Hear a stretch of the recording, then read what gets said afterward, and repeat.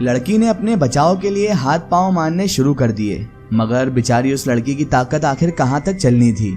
देखते ही देखते उस आदमी ने उस लड़की को नीचे फर्श पर पटक दिया। अचानक पता नहीं कहां से बाकी उस आदमी के हाथ में एक छुरा आ गया और पलक झपकते ही उसने लड़की की गर्दन पर छुरा चला दिया। लड़की की चीखों से दरो दीवार हिल से गए थे और जब लड़की साकत हो गई यानी खामोश हो गई तो उस आदमी ने उसे उठाकर उस कुएं में फेंक दिया। मैं भला और क्या कर सकता था तमाशा देखने के बजाय। मेरे आसाब तो अब शल हो चुके थे। ऐसा लग ही नहीं रहा था कि मेरे शरीर में कोई जान है या फिर मैं कोई इंसान हूँ, या फिर ये कह लीजिए कि मेरा ज़मीर ही मर चुका था, क्योंकि ना तो मैं दिल से उस लड़की की मदद करना चाहता था और ना ही मैं इस मामले में घुसना चाहता था, इस मामले में उस लड़की की कोई मदद करना चाहता था। शायद यही ख्याल मेरे दिमाग पर भी असरअंदाज हुआ और मैं कोशिश करने के बावजूद भी हरकत करने में नाकामयाब रहा। तभी अचानक से मेरे सर पर किसी ने कोई भारी चीज दे मारी और मैं उसके बाद वहीं पर बेहोश हो गया। मेरी आंखों के सामने अंधेरा छाया और मैं बेहोश होकर वहीं पर गिर पड़ा और फिर अचानक मेरे कानों में किसी लड़की के कहकहों की आवाज सुनाई दी और कोई लड़की वहां पर जोरों से हंस रही थी। ये उसी लड़की की आवाज थी जिसे उस आदमी ने कुएं के अंदर फेंक दिया था। मैं फर्श पर गिर गया और कुछ देर मेरी आंखों के सामने अंधेरा सा छाया रहा। मैंने अपने दोनों हाथ अपने सर पर रख लिए। थोड़ी देर बाद मेरी आंखों की रोशनी लौट आई। मेरे सारे कपड़े खून से शराबोर हो चुके थे। कहकहो की यानी कि हंसने की आवाज अभी भी बदस्तूर आ ही रही थी। मैं जमीन से उठा और दीवानावार बाहर की तरफ भागने लगा। बौखलाहट में मेरे पांव किसी चीज से टकरा गए और मैं दोबारा वहीं पर गिर पड़ा। मैंने उस चीज पर नजर डाली तो ये वही आदमी था जो उस लड़की पर तशद्दुद जुल्म और सितम कर रहा था। अब वो जमीन पर बेसुध पड़ा हुआ था और उसके सीने में दस्ते तक एक खंजर पेवस्त था, घुसा हुआ था। मैं दोबारा उठा और मैंने बाहर की तरफ दौड़ लगा दी। मैं सरपट गली में भागा जा रहा था। मुझे किसी भी चीज का होशो हवास भी नहीं था। तभी अचानक मेरे कानों में फजर की अजान की आवाज पड़ी तो मैं अचानक से रुक गया। मस्जिद करीब ही थी। मैंने एक बार फिर अपने आप पर नजर डाली। इस बार तो मुझे अपना दिमाग पूरी तरह घूमता हुआ ही महसूस हुआ, क्योंकि मेरे कपड़ों पर खून तो क्या, खून के एक धब्बे का दाग तक नहीं था। मेरे कपड़े तो बिल्कुल पूरी तरह से साफ और सुथरे थे। कहीं पर भी खून का एक धब्बा तक मौजूद नहीं था। मैंने हड़बड़ाहट में अपना हाथ सर पर लगाया, जिस पर मुझे कुछ लगने का एहसास हुआ था, लेकिन वहां पर भी कोई जख्म का कोई नामो निशान तक ना था। यानी कि मुझे सिर पर कोई चोट लगी ही नहीं थी। कपड़े साफ होना और सिर पर की चोट अचानक गायब हो जाना। मैं हैरान था तो मैंने तमाम जिस्म को जल्दी जल्दी टटोला कि कहीं पर भी कोई जख्म तो नहीं हो गया मुझे। अब तो मुझे अपने आप पर भी शक होने लगा था। मुझे अपने आप पर शुबा हो रहा था कि कहीं मैं पागल वागल तो नहीं हो गया, कहीं मेरा दिमाग तो नहीं फिर गया है इन सब हादसात की वजह से। और क्योंकि अभी तक मुझे इस मकान में रहते हुए चंद रोज ही हुए थे और अभी से मेरी ये हालत थी। मैं यही सोच रहा था कि अगर ऐसा ही चलता रहा तो मैं तो मुकम्मल तौर पर पागल ही हो जाऊंगा। ये सोचकर ही मुझे बहुत ज्यादा खौफ आने लगा।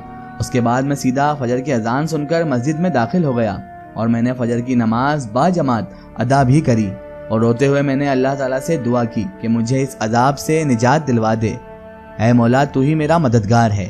नमाज पढ़ने के बाद भी मैं काफी देर तक उसी मस्जिद में बैठा रहा, क्योंकि मुझे वहां पर बहुत सुकून मिल रहा था।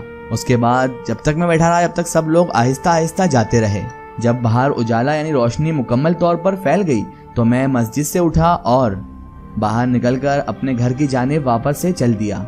जब मैं घर पहुंचा तो खिलाफे तवक्का सब कुछ बहुत पुरसुकून था, क्योंकि जब मैं यहाँ से निकला तब तो यहाँ पर बहुत ज़्यादा कंजर कुटा हो रहा था, लेकिन अब तो बिल्कुल पुरसुकून माहौल मेरे घर में मौजूद था।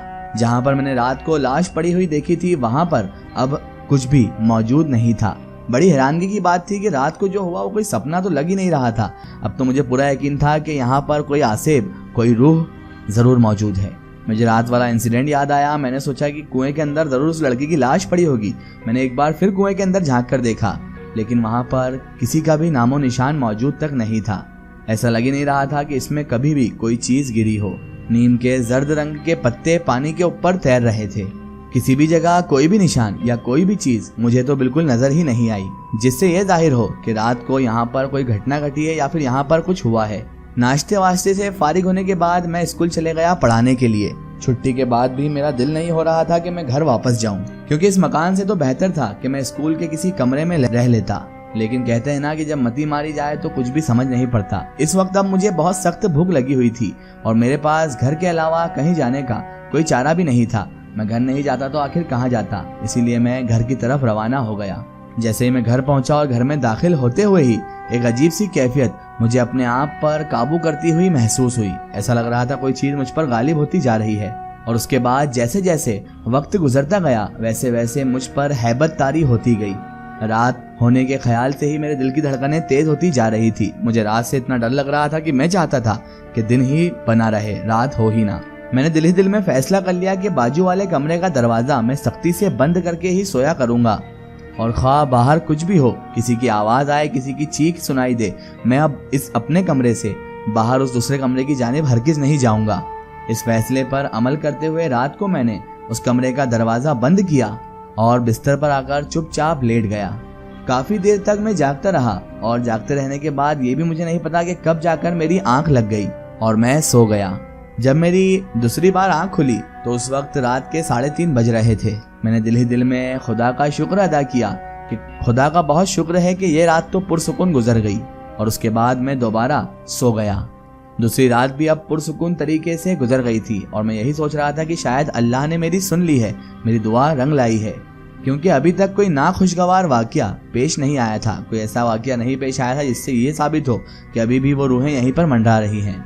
सुबह जब हुई तो मैं उस कमरे का दरवाजा खोलकर उस कमरे को बागौर देखने लगा तो उस कमरे की तमाम चीजों का मैंने बखूबी जायजा लिया, यानी अच्छे से देखा कि कौन सी चीज कहाँ पर है।